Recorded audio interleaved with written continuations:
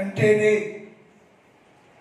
ఈ క్లాసులోనే శిలువ ధ్యానం అంతా 40 రోజులు శిలువ శ్రమ వేదన ఇందులో గుప్తమై ఉందని మనం జ్ఞాపకం చేసుకుంటూ ఉన్నాం. దీనిలో సారాంశాన్ని వరుస క్రమంలో ధ్యానం చేశాం. రాసినటువంటి మాటలు సి అనేది ఉందని, ఆ అని ఉందని, ఓ అనేది ఉందని 3 విషయాలు రాత్రి కాలంలో మనకి ధ్యానం చేశాం.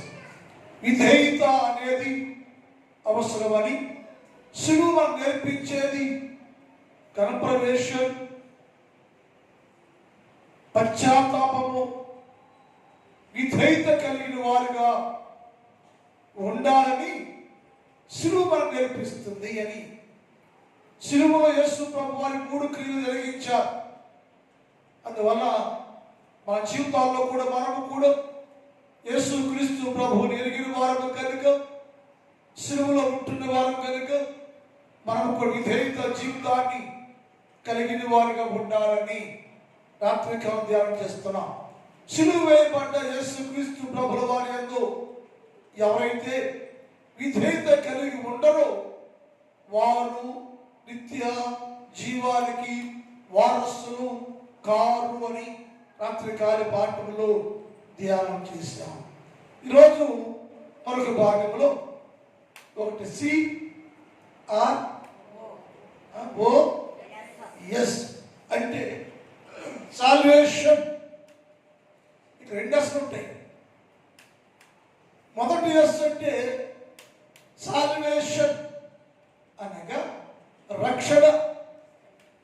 శిలువ మన తెచ్చినటువంటి గొప్ప ఆధిక్యత ఏమిటంటే సర్వమానవాళికి సంపూర్ణ రక్షణ భారాన్ని, భాగ్యాన్ని తెచ్చిపెట్టింది.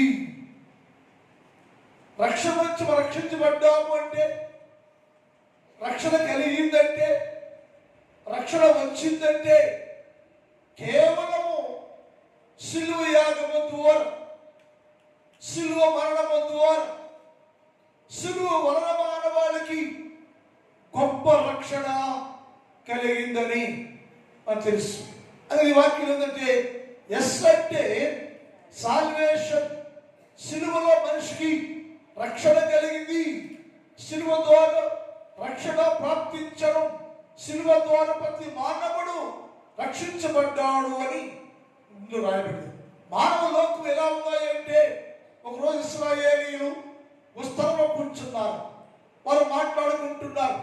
అందరూ కూర్చుని మనకి రక్షణ కలుగుతుందో, రక్షించబడగలదో, మనం అసలు మన పాపాలను బట్టి మళ్ళీ ఎవరు రక్షిస్తారో, మనకి అట్టి గొప్ప రక్షణ ధన్యత మనకు కలుగుతుందా, ఇలాగే పాపులుగానే ఉండే చనిపోవాలా అని ఇశ్రాయేలు అందరూ స్థలంలో చేరి వారు మాట్లాడుకుంటూ ప్రారంభించారు. ఆ మాట చూద్దామండి. యెషయా గ్రంథం 64వ అధ్యాయం 5, 6 చూద్దాం. యెషయా 64:5-6 వచనాలు. నీ మార్గాలను బట్టి జ్ఞాపకం చేసుకొనొచ్చు, సంతోషముగా నీతిని అనుసరించు వారిని నీవు దర్శించున్నావు. చిత్తగించుము, నీవు కోపపడితివి, నేను పాపులమైపోయాము. బహుకాలము నుంచి పాపములో పడి ఉన్నాము. ఈ పాపికి రక్షణ కలిగి ఉందయ్యా. బహుకాలములో నుంచి అనగా తల్లి గర్భములో పుట్టిన దగ్గర నుంచి అందరూ ప్రభువా పాపములో పడిపోయి ఉన్నాం. బహుకాలము నుంచి, ఎంతో ఏళ్ల నుంచి మేము, మా పితరులు, మా కుటుంబాలు బహుకాలం నుంచి పాపములో పడి ఉన్నాము. ఈ పాపములో పడి జీవించే మాకు రక్షణ కలుగుందా? రక్షణ వచ్చుందా? ఈ పాపిని ఎవరైనా రక్షిస్తారా? రక్షణ భాగ్యమ కలుగుందా అని వారు కూర్చుని ఏమంటూ ప్రారంభించారు. ఏమంటున్నాడు వాళ్ళు? మేము బహుకాలములో నుంచి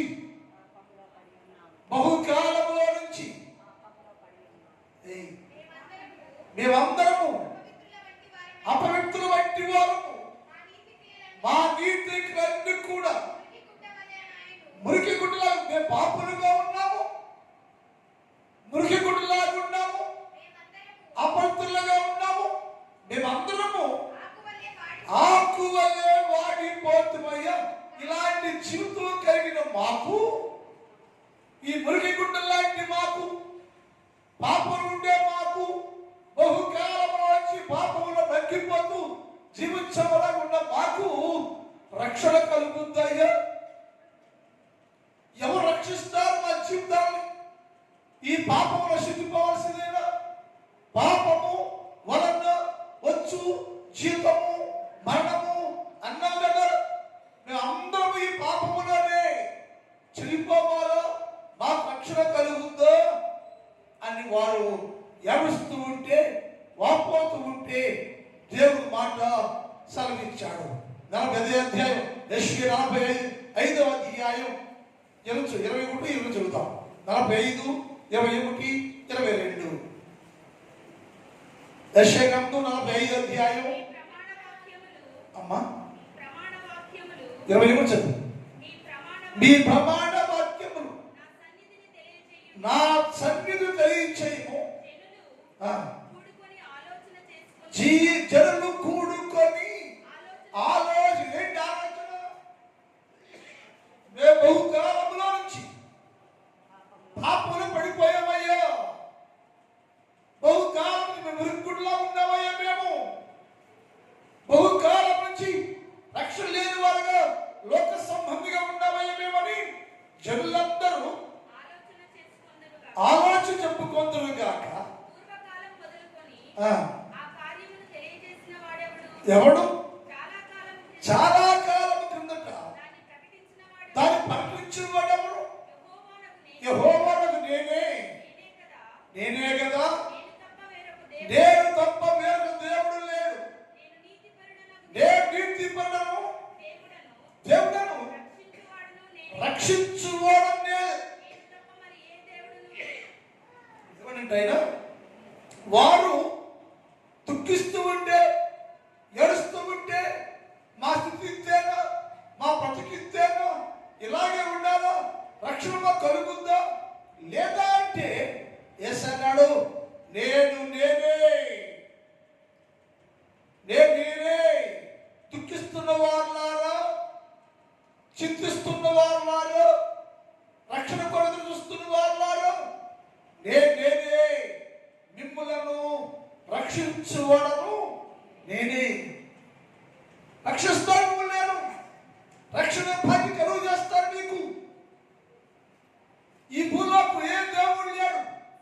నేనే దేవుడను, ప్రకటించువాడను, మిమ్మల్ని రక్షించువాడను నేనున్నాను కదా. ఎందుకు చింతిస్తున్నారు మీరు, ఏడుస్తున్నారు మీరు? మీ అందరినీ మీ పాప జీవితాల్లో నుంచి, మురికి జీవితాల్లో నుంచి నేను మీకు సంపూర్ణమైన రక్షణ ధన్యతను కలుగు చేయడం నేనే మీ రక్షకులను రక్షించడం నేనే, మీకోసం విమోచించడం నేనే, మీ పరిశుద్ధ దేవుడు నేనే, మీ గురించి సువార్త ప్రకటన చేయడం నేనే. ధైర్యంగా ఉండండి. ఎందుకంటే ఇశ్రాయేలు అందరూ మురికి గుడ్డలాగా ఉంటే రక్షణ కలుగుద్దని ఏడుస్తూ ఉంటే, రక్షణ ఇశ్రాయేలులో నుంచి వచ్చున్నాడు విన్నారు. రక్షణ అనేది ఇశ్రాయేలు వచ్చింది.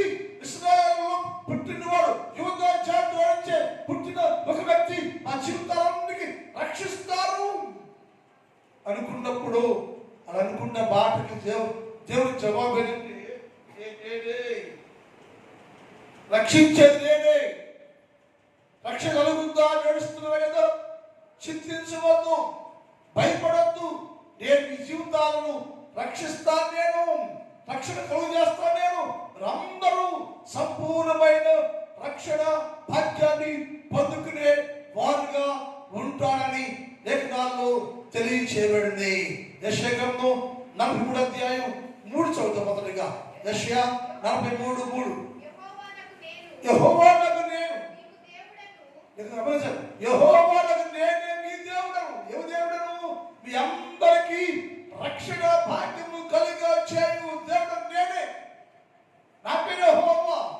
యెహోవానగు నేను మీకు దేవుడను. ఇశ్రాయేలు పరిశుద్ధ దేవుడైన నేనే మీరు రక్షించువడను. చింతిస్తున్నారా మానవుడు?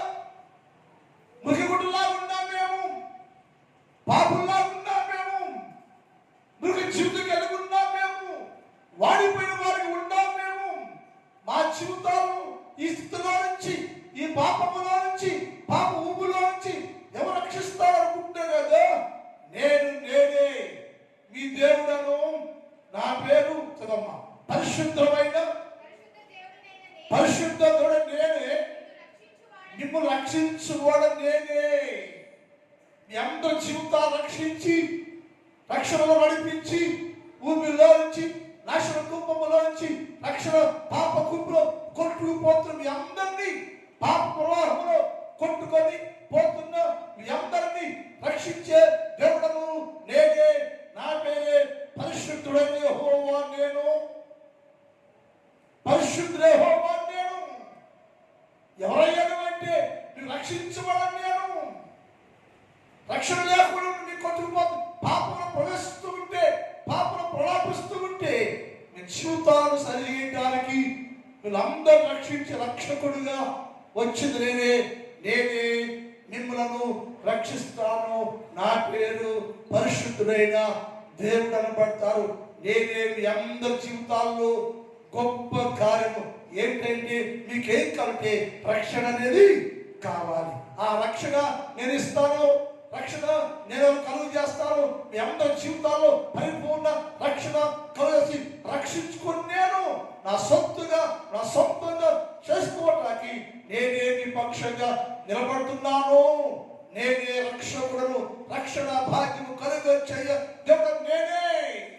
అదే పదకొండు వచ్చి నేనే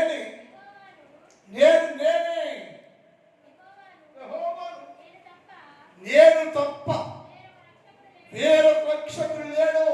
నువ్వు రక్షించేది ఎవరయ్యా? వాళ్ళ ప్రార్థన ఏంటి? వాళ్ళ దుఃఖం ఏంటంటే, మమ్మల్ని ఎవరు రక్షిస్తారయ్యా? ఈ పాపంగా జీవించే మమ్మల్ని ఎవరు రక్షిస్తారు? మా జీవితాన్ని రక్షణ మాకు ఎవరు ఇస్తారని అనుకుంటున్నారు కదా మీరు. నేనే మంచిదమ్మా, నేనే యెహోవాను. నేను తప్ప మీ అందరి పాప ఊపిలో నశించిపోతుంటే రక్షించుదేవుడు నేనే. నేను తప్ప వేరే రక్షకుడు లేరు. నా పేరు యేసు, నా పరిశుద్ధుడు.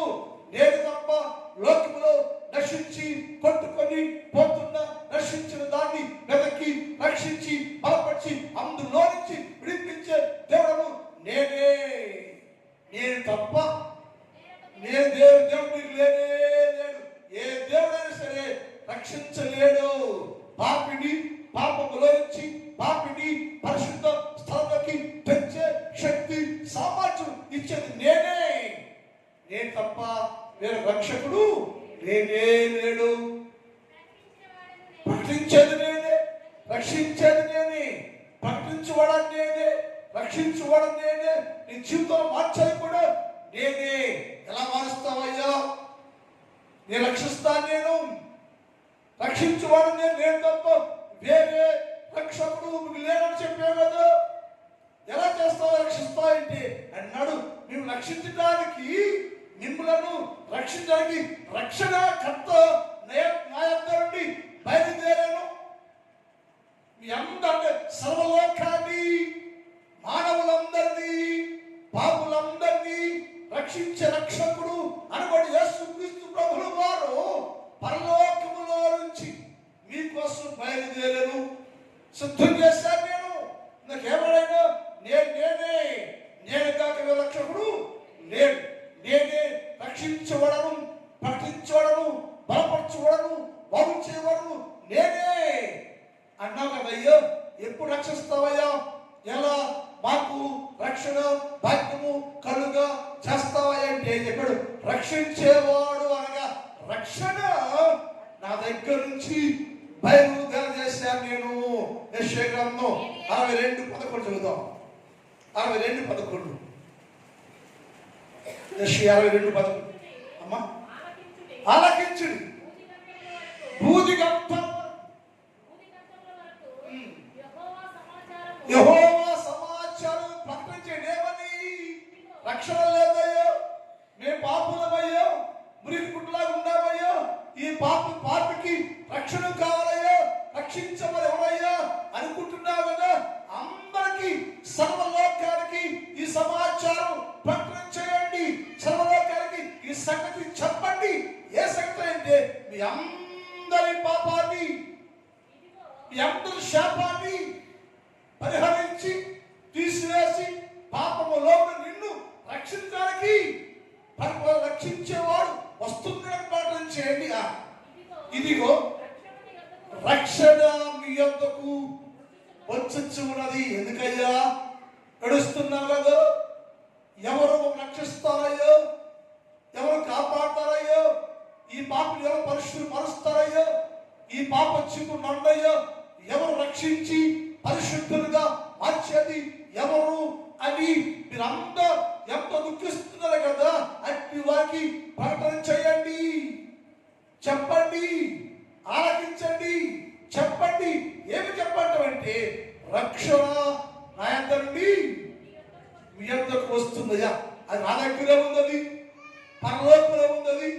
ఈ పరలోక రక్షకుడు బయలుదేరి మీ యొద్దకు వస్తాడయ్యా. నమ్మండి, విశ్వాసం ఉంచండి, ధైర్యంగా ఉండండి మీరు అంటే వారందరూ ఎలా వస్తావయ్యా, ఎప్పుడు వస్తావయ్యా, ఎలా వస్తావయ్యా అంటే యేసయ్య మాటలు మర్మాన్ని గ్రహించాలని ఆయన చెప్పిన మాట అంటే నేనే రక్షిస్తాను, నే రక్షించు, నేనే రక్షణ నా దగ్గరే ఉంది, అది అందరూ రక్షించడానికి అది పంపబడింది, బయలుదేరింది, వస్తుంది. వచ్చే రక్షణ మీ అందరికి ఉన్న ప్రతి పాపాన్ని కడిగివేసి పాపములోంచి రక్షించే దేవుడు నేనే. ఎలా వస్తావయ్యా నువ్వు అంటే ఒక మాట లేఖనాలు అపోస్తుల కార్యాలు 13వ అధ్యాయం 26 చదువుతాం. అపోస్తుల కార్యాలు. అమ్మా సహోదరులారా గమనించు, సహోదరులారా, అబ్రహాము వంశస్థులారా, దేవునికి భయపడు వారులారా, గమనించాలి, సహోదరులారా, అబ్రహాము వంశస్థులారా, దేవునికి భయపడు వారులారా, పరలోకంలో ఉన్న రక్షణ వాక్యంగా మార్చబడి, పరలోకంలో ఉన్న రక్షణ నీకోసం వాక్యంగా మార్చబడి, మనిషిగా మార్చబడి, శరీరధారిగా మార్చబడి, మనిషి రూపాన్ని కలిగి ఉండి ఆయన ఈ రక్షణ వాక్యము మన యొద్దకు పంపబడేను. ఈ రక్షించే వాక్యము, ఈ రక్షణ వాక్యము, రక్షణ నిన్ను రక్షించడానికి, నిన్ను కాపాడడానికి, పాపములో పాపము నశించిపోతూ పాపమునే ప్రవాహంలో కొట్టుకుపోతున్న మానవ లోకాన్ని రక్షించుకోవడానికి ఇదిగో సహోదరులారా, అబ్రహాము వంశస్థులారా, దేవుని భయపడువారులారా, ఈ రక్షణ వాక్యము మన యొద్దకు పంపబడెను. ఈ రక్షణ వాక్యము మన యొద్దకు పంపబడెను. వచ్చి ఏం చేసిందయ్యా? రక్షణ వాక్యం పంపిస్తామని చెప్పే కదా. రక్షణ వాక్యం వచ్చి ఏం చేస్తుందంటే తన ప్రజల వారి పాపముల నుంచి ఆయనే రక్షించుకుంటాడు. మత్తయి సువార్త 1:21, మత్తయి సువార్త 1:21 చదువుతాం. ఆమె ఒక కుమారుడు కలును, తన ప్రజలను వారి పాపము ఏమన్నాళ్ళు, అయ్యో మేము బహుకాలములో నుంచి పాపములో పడి ఉన్నామయ్యో, ఈ పాపములో పడి ఉన్న మమ్ములను ఎవరు రక్షిస్తారని అనుకుంటున్నా కదా అన్నారు. ఇప్పుడు చేశాడంటే తన ప్రజలను వారి పాపాలు, ఏ ప్రజలైతే పాపములో పడిపోయి ఉన్నారో, ఏ ప్రజలైతే పాపంలో నశించిపోతూ ఉన్నారో, ఏ ప్రజలైతే పాపంలో కొట్టుకుపోతూ ఉన్నారో, ఏ ప్రజలైతే పాపంలో ఎండిపోయి ఉన్నారో, అట్టి ప్రజలందరినీ విమోచించి తన ప్రజలను వారి పాపాల్లో నుంచి, తన ప్రజలను వారి పాపాల్లో నుంచి ఆయనే రక్షించుటకు వచ్చాడు. రక్షిస్తాను నేను, అది వచ్చాను నేను, అందుకు పంపడ్డాను నేను. నా పేరు యేసు, నాకు రక్షకుడు, నా పేరు పరిశుద్ధుడు, రక్షించే కర్తను నేను. ఆయన తన ప్రజలు అనగా ఎవరు ఏ పాపంలో పడిపోయి ఉన్నారో, దుఃఖిస్తూ ఉన్నారో, ప్రలాపిస్తూ ఉన్నారో, అట్టి తన ప్రజలందరినీ వారి వారి పాపాల్లో నుంచి రక్షించటకు ఆయనే వచ్చెను. ఆయనే అందరి పాపాల్లో నుంచి రక్షణ కలుగు చేశాను. ఎస్ అంటే సాల్వేషన్. ఈ రక్షణ ఎవరు ఇచ్చారో, ఎవరు కలుగు చేశారంటే ఆయన తన ప్రజల వారి పాపాల్లో నుంచి ఆయన మాత్రమే రక్షించాడు. ఆయన వల్లే సర్వ మానవాళ్ళలో ఉన్న ప్రతి పాప బీజము తిరిగించబడి తీసివేయబడి మనుషులందరికీ రక్షణ భాగ్యము కలిగేందు. ఎవరి వల్లంటే ఈ లోకంలో ఎవరి వలనను నీకు రక్షణ కలగలేదు. ఎవరి వలనను నీకు లోకానికి రక్షణ రాలేదు. ఎవరి వల్ల లోకము రక్షణ పొందుకోలేదు. ఎవరి వల్ల నశించిపోయి లోకము రక్షించబడలేదా అంటే ఎవరి వల్ల అంటే ఆయన తన ప్రజలు వారి పాపముల నుంచి ఆయనే రక్షించుకొను. ఆయన తప్ప వేరొక మార్గమే లేదు. అపోస్తల కార్యాలు 4:12 చూద్దాం. అపోస్తల కార్యాలు 4:12. ఈ నామములు, ఏ నామం అది? యేసయ్య నామం.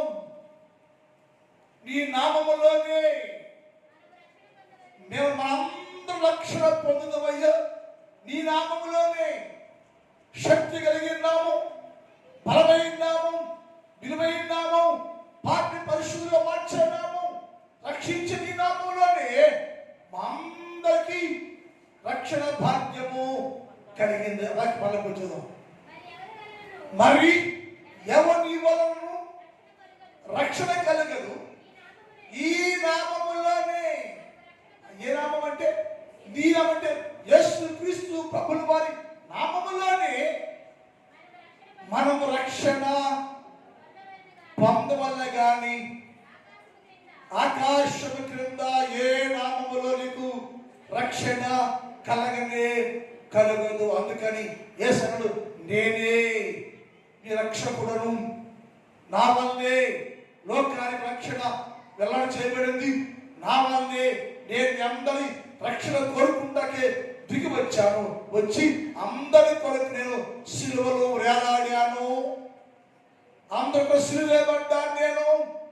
ఎందుకే సిలువేయబడ్డాను అంటే నిన్ను తన ప్రజలు వారి పాపాల నుంచి రక్షించి, రక్షణ కల్పించి, రక్షించుకొని తండ్రి రాజ్యానికి వారసులు చేయడం కోసం నేను శిలువ రాతి పైన వేలాడి మీకు అందరికీ, అంటే సర్వమానవాళికి కావలసిన పరిపూర్ణ రక్షణ భాగ్యము నా వల్ల మీకు పొందుకుంటకు నేను వచ్చాను. నా నామములో తప్ప ఏ నామములో కూడా మీకు రక్షణ కలగనే కలగదు. రక్షణ కోసం మనం సిద్ధపడే వారిగా ఉండాలి. శిలువ ధ్యానం అంటే కంప్రమేషన్, రిపెంటెన్స్, ఒబీడియన్స్, సాల్వేషన్. చివరిగా ఎస్ అంటే చివరి ఉన్న ఎస్లో ఒక మరణం ఉంది. అదంటే ఆ ఎస్లో సంపూర్ణ అంటే సాక్రిఫైస్, త్యాగం. నీ కోసం నా యేసు త్యాగమూర్తిగా, త్యాగశీలిగా ఎవరు చేయలేని గొప్ప త్యాగాన్ని నా యేసయ్య నీ కొరకు కలవరి శిలువలో త్యాగం చేశారయ్యా. సాక్రిఫైస్. తను అప్పగించుకున్నాడు, తన జీవితాన్ని అప్పగించాడు, రక్తం అప్పగించాడు. ఎవరి కాలంలో ఆయన శిలువ పైన వేలాడి తను తాను యేసు క్రీస్తు ప్రభువును తండ్రి దేవునికి సజీవుగా అప్పగించుకొని త్యాగం చేసుకుని నిన్ను గొప్ప పరిశుద్ధులుగా మార్చాడు. అది సాక్రిఫైస్. ఆ సాక్రిఫైస్ చేశాడు కాబట్టి మనందరి జీవితాల్లో గొప్ప విలువైన స్థానము సిలువ యాగము ద్వారా మనకి కలిగింది. ప్రార్థన. మా తండ్రి, నీ పాదములకు స్తోత్రాలు. పరిశుద్ధుడు అయిన దేవ, ఈ రాత్రి కాలంలో తండ్రి, ఎస్ అంటే సాల్వేషన్, ఎస్ అంటే సాక్రిఫైస్ అని నేర్చుకున్నాం ప్రభువా. మీరు మా కొరకు త్యాగం చేయకపోతే మా రక్షణ లేదయ్యా. మా కోసం జీవితాన్ని త్యాగం చేయకపోతే మా జీవితానికి విమోచన లేదు ప్రభు. త్యాగం చేసి రక్షించి గొప్ప రక్షణ భాగ్యాన్ని నాకు మాకు సర్వలోకానికి అందించి ఇచ్చిన దేవా నీకే స్తోత్రాలు తండ్రి. రాత్రి కాలంలో ఈ స్థానంలో ఉన్న ప్రతి బిడ్డకు ఈ మాట గ్రహింపు చేయండి. మీరు బలపరచండి, దీవించండి, ఆశీర్వదించండి. అలాగే నా సంఘాన్ని కూడా దీవించండి. నా సంఘంలో ఉన్న ప్రతి కుటుంబాన్ని దీవించండి. ఏ కుటుంబానికి ఏది కావాలో, ఏ మేలు కావాలో సహాయం చేయండి. వ్యవసాయం చేస్తున్న ప్రతి వ్యవసాయదారుని, వారి పొలాలను, వారి పంటను దీవించండి. మంచి పంట పుంజుకోవడానికి సహాయం చేయండి. కష్టపడి పనిచేస్తున్న అందరూ దీవించండి. మంచి ఆరోగ్యంతో నింపండి. పరీక్ష రాస్తున్న అందరూ దీవించండి. వారి పరీక్షల్లో ప్రభు ప్రతి సబ్జెక్టులో ఫస్ట్ ర్యాంకులో పాస్ అయ్యే బ్యాక్ చేయండి. రేపు ఆదివారం మట్లాగారి కార్యక్రమాన్ని క్రమముగా మర్యాదకరంగా జరిగించండి. మీరు మహిమ పొందుకొనమని యేసు వారి పరిశుద్ధ నామములో ప్రార్థిస్తున్నాం తండ్రి. ఆమేన్.